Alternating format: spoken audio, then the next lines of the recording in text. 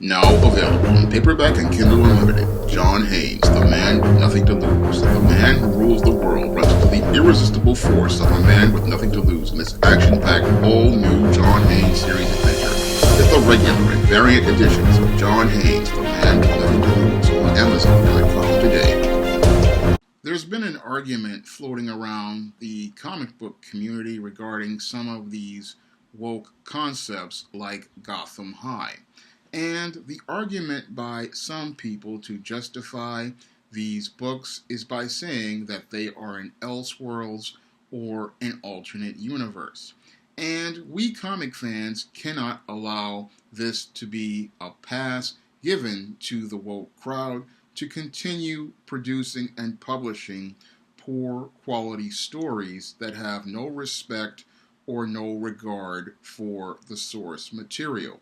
Because if you go out here and give these woke creators a pass by saying it's an alternate universe, you are enabling these people to continue producing the extremely terrible content that allows them to continue to do more damage to the comic book industry.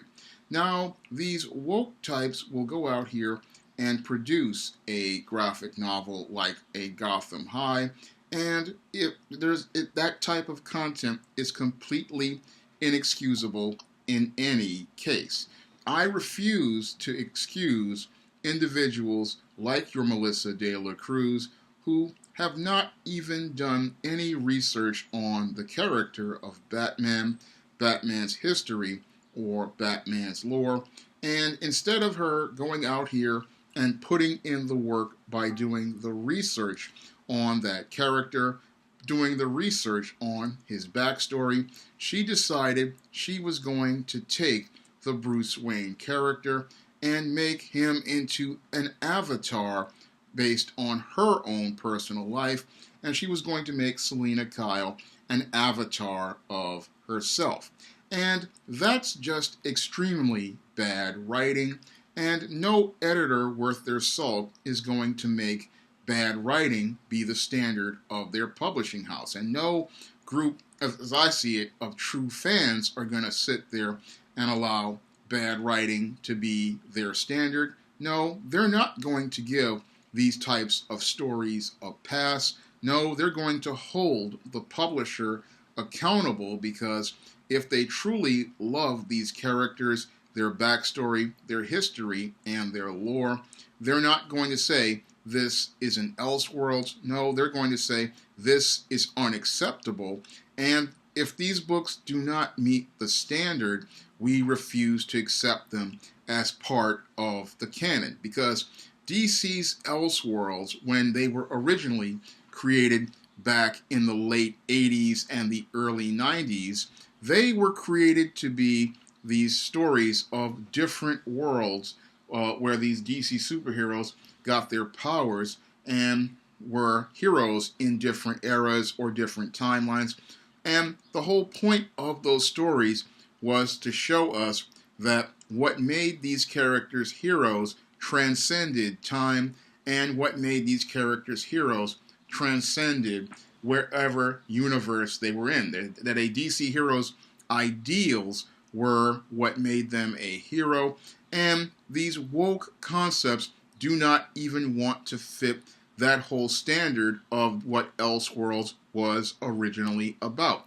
And that's why I refuse to allow people to go out here and excuse horrible storytelling like Gotham High and many of these other woke concepts as Elseworlds, because they don't meet the original standard of an Elseworld like a Kingdom Come, a JLA, The Nail, or things like Superman Speeding Bullets, and many other classic stories that are considered Elseworlds and are in some cases considered to be part of what people call the Elseworlds or alternate universe canon.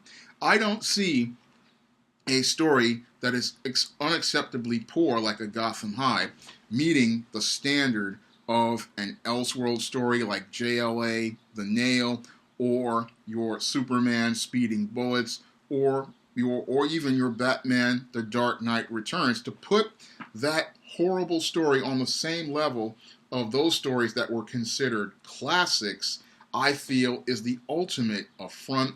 And that's why I just cannot get with this whole argument that these are Elseworld stories. Because this, what they call an Elseworld, again, is about looking at a particular period in history in the DC universe, looking at the DC characters as related to different contexts of time, and showing us how different choices and different decisions led to certain things happening, but ultimately at the end of the day, DC heroes were still heroes.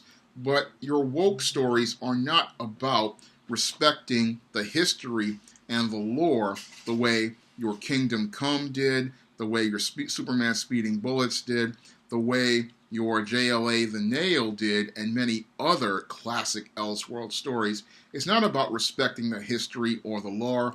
When it comes down to these woke stories, it's all about the egos of the writers, them pushing their identity politics, and them promoting their social justice agenda at the expense of iconic DC Comics characters.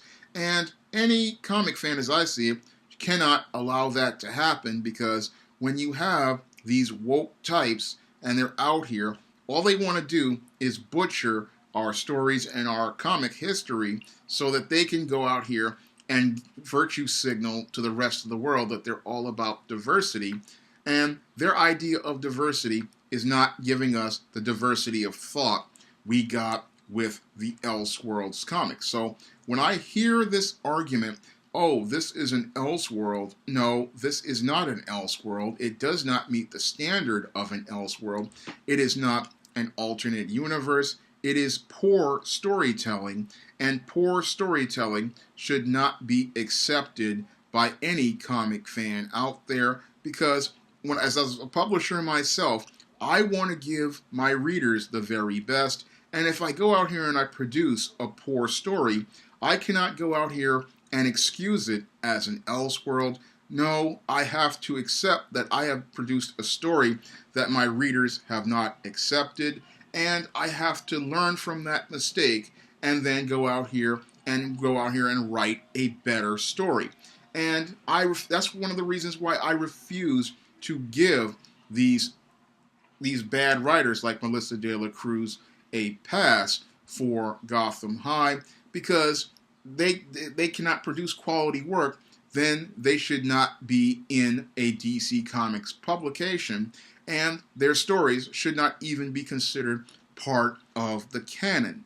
If your work cannot meet the standards of the work of previous writers, or the standards as related to what was considered in the past, then you don't need to be working at DC Comics, and your work does not need to be considered for publication. That's the way I see it as a publisher myself, because as I see it as a publisher and a writer, I want to go out here and again give my readers the absolute best stories, and I want those stories to be the highest quality. So before I even take a book to print, like a ISIS, The Main Event, or a John Haynes, The Man with Nothing to Lose, I have gone over that book, and I have gone over it multiple times in order to ensure it's the highest quality.